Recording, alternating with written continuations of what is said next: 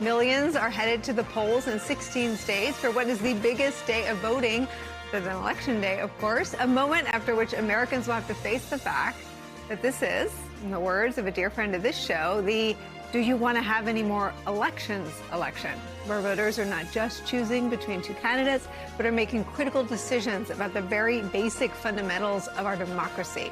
If the polling and the results from the last few 2024 primaries show us anything, they show us that Donald Trump will defeat Nikki Haley by significant margins. And Super Tuesday will perhaps mark just days away from Trump clinching the Republican nomination officially. That means today will, if nothing else, crystallize the choice Americans face in November, not just between two presidents, one current, one former. One president who has an agenda that commands broad public support, whose commitment to our democracy and our institutions has never been in doubt, but who is dogged by some lackluster polling that doesn't match up with support for his policies. And the other, well, you know the other, that 4 times indicted, twice impeached ex-president who currently faces 91 felony counts in 4 jurisdictions. Someone who's been found liable for sexual abuse, who is set to pay hundreds of millions of dollars in penalties for years of financial fraud, who also makes no bones about his specific and concrete plans to rule as an autocrat, a, quote, dictator on day one if he's reelected, and whose tenure in office was marked by an endless series of low points, not just for the presidency, but for the country, each one more disgraceful than the one that preceded it. He seemed somehow to be in the rearview mirror for a lot of Americans. New York Times today asking this, quote, "Do Americans have a collective amnesia about Donald Trump?" That story points out this, quote, "More than 3 years of distance from the daily onslaught has faded, changed, and in some cases warped Americans' memories of events that at the time felt searing. In interviews, voters often have a hazy recall of one of the most tumultuous periods in modern politics. But as Trump pursues a return to power, the question of what exactly voters remember has rarely been more important. What comes next is, in the words of the most famous Haley Biden voter out there, quote, "It's the snake oil salesperson versus the incumbent traditional politician." That quote was uttered by none other than investor and Dallas Mavericks owner Mark Cuban. He says he's voting for Nikki Haley today as a protest against Donald Trump. And regarding the Biden-Trump rematch, his choice is clear. He says this, quote, "If they were having his last wake and it was him versus Trump and he, Biden, was being given last rites, I would still vote for Joe Biden." Super Tuesday setting the stage for a showdown between Donald Trump and Joe Biden in an election where nothing less than our democracy is at stake, is where we begin today with some of our favorite reporters and friends. With me at the table for the hour, former senator and co-host of MSNBC's How to Win 2024 podcast, Claire McCaskill's back, and former Republican congressman and MSNBC political analyst David Jolly's here. David Jolly, there is something, I don't want to use the word ceremonial because there's nothing ceremonial about Donald Trump, but there is something significant about the milestone that we reach in a post-Super Tuesday point of the cycle. Sure. He will not obtain enough delegates tonight to make him the nominee statistically, but the race is over after tonight. We know that. And so Donald Trump is cruising to a Republican nomination, likely, unless something unforeseen interferes with that, and a rematch with Joe Biden. And I think all eyes now turn to who are the Nikki Haley, Joe Biden voters. Yeah. Because very respectfully to the former South Carolina governor, she has never been competitive in this primary. This was the primary that never was. Right. But what she did do was mobilize a constituency, many of whom have said, I simply can't vote for Donald Trump. Now, a lot of them, perhaps Nikki Haley herself, will vote for Donald Trump. They'll fall in line. But what about those that won't? Because the Joe Biden coalition looks and feels different than a lot of Democratic coalitions of the past. It's the coalition we saw emerge in 18 and 20 and 22. It's the coalition that really led Biden to the nomination. I mean, Claire knows this better than anybody, but that was also a family conversation nomination where the party had to decide what direction are we going? Yeah. And Biden was the electable coalition.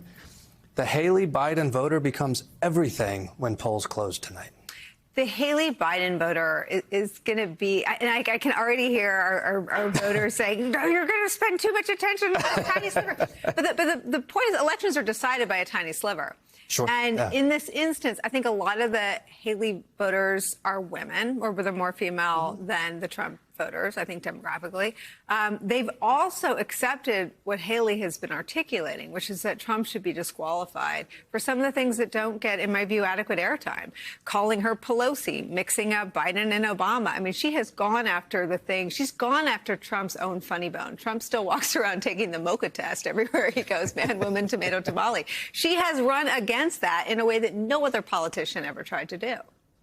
Yeah, I mean, I think the Haley Biden voters are important, no question. We know about 20% of the people who have voted for Haley have said they will not vote for Donald Trump under any circumstances.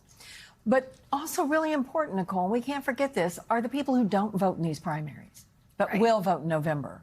Right. There is a huge number of voters that have never voted in a presidential primary or very infrequently vote in a presidential primary. But they do show up in November to vote. And it is those voters where Joe Biden has to be really careful. And listen, don't yell at me, everybody. I'm not saying that democracy is not on the ballot. But what I am saying is I think we have to be careful in talking in such generalities. Because people who will show up to vote in November that maybe won't vote in these primaries, they're not sitting around their kitchen table talking about saving democracy. They're talking about how much they paid for ground beef. They're talking about, by the way, they should be talking about the fact that gasoline is down to $3 a gallon from when it was $4 a gallon. They should be talking about the real wage increases that people have seen. They should be talking about that bridge that's getting built that they wanted to get built in their neighborhood for years. So I do think he's going to need to take this, not just to contrast to somebody who's crazy and demented and horrible integrity and character versus a really good man. But he also has to make sure he brings this down to a level that people can get their arms around easily instead of just saying democracy is on the ballot. Yeah, and let me separate the Biden campaign from what we do here. I think they do that. And I think Josh Shapiro does that. And I think Governor Whitmer does it. I mean, I actually think there is a class of Democratic politicians who have become much better at marrying up the democracy questions that we grapple with day in and day out with their agendas. Real stuff. And I think President Biden does it very well. I think Governor Josh Shapiro does it the best. I think Governor Whitman does it the best. But I think that happens maybe outside of these conversations. Do you think you want to see more of it? I do. And I think what they've got to do in these swing states, where we got to be honest, right now the polling's not great in all these swing states, and he has to win. And the third party stuff complicates it even more. But in those states, he's got to figure out a way to make it as local as he possibly can, what he has gotten done. You know, whether it is actually having people from that state talk about their insulin's only $35 a month and what that means to their budget and what they can do for their families. They've got to do that on a granular basis in each one of these swing states to get those voters that are going to show up in November that probably aren't voting today. And there's something that isn't democracy, that isn't granular, that is in the water now, that the Republicans can't walk back, and that is taking away a right to make decisions by your money. I mean, you step away for 3 months, and admittedly, you don't hear a lot of people talking about Jack Smith's filing for the gag order in the Chutkan trial. You do hear people, men, women, older Americans, younger Americans of all sort of socioeconomic persuasions at all sorts of, kinds of non-political gatherings talking about the fact that they don't want to live in a country where their sons or daughters can't can't make a mistake and not have healthcare choices that are between a doctor and a patient. Yeah, and I'm so glad Claire went there first. Because it's always better when Claire goes there first. Look, there's a healthy suspicion that the Biden camp has been relying on Donald Trump as the candidate to do a little bit of the work for them, to help close the gap. And Joe Biden has to do a couple things at the same time. He has to defend democracy, whether or not that informs voters' opinions or not. And I'm in Claire's camp. I don't think it informs a lot of voters' opinions today. But then he also has to take the role of a traditional president and candidate to say, this is what I've been doing for the country all along. And I think what ties those together is only in a healthy democracy are your fundamental rights protected. Only in a healthy democracy does an economy work for all people, are reproductive freedoms protected. Only in a healthy economy can we give equity to communities that Republicans want to punish. And I think part of that, and this is tactical as much as it is anything, Joe Biden and the Biden administration has to take control of the narratives that they're losing on. Don't avoid issues like the economy and the border. Own them and reframe them. Nicole, it is morning in America again. More people will go to work tomorrow than ever before. Totally. Home ownership is at historic highs. The stock market is breaking records. Retirement accounts are at an all-time high. Inflation's coming down, real wages are going up. Joe Biden has led a bipartisan border security package, and families have better access to health care and to education than they have ever had before. And so Republicans... I want to bring out like an old-fashioned tape recorder and roll on this. Listen, I mean, have you told them this? I mean, that's it, right? I mean, I also, having come from Republican campaigns, think there is a place for the dark reality of the threat and danger of a second Trump presidency. And the threat and danger is Republicans, instead of rooting against the economy and instead of rooting for chaos at the border, join us and try to fix it and try to move America forward. And you saw Joe Biden do that at the border last week. Right. He said to Donald Trump, come help me. And I suspect at the State of the Union address, we will see that again. This is a guy who played rope-a-dope with Rick Scott on Medicare last year. And if Republicans think they can just walk into this election making it about the economy and the border, it's up to Joe Biden to say, OK, let's talk about those issues, because I've got something to say on it, too.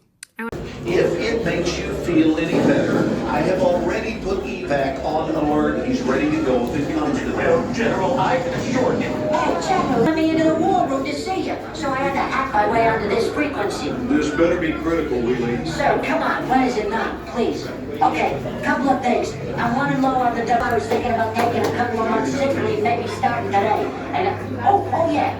I intercepted a transmission from Megatron. Then send it through. Yes, sir, right away, sir. And so I'll assume that we're going on the other stuff. This is your last warning, insects. Relinquish what remains of the Allspark. So who's the insect? You? What? Who's the insect? Protect you. They were defeated on our world, and we will defeat them here. This was just a diversion. Security, please bring up. Rabbit, she's already inside. Deeds! Give me an update on that reserve. Boss readiness. What was his name? What was it? Evac, sir. Right, evac.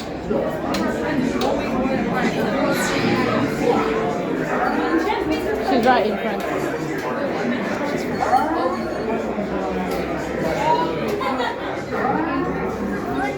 We are facing a heavy sustained attack. They appear to be after the Allspark. General, watch out! General! We need to evac immediately, General. Evac everything. Hold on. National security evacuation. Stay down. Check it out. The failed the mission celebrations. The amateurs on a suicide mission.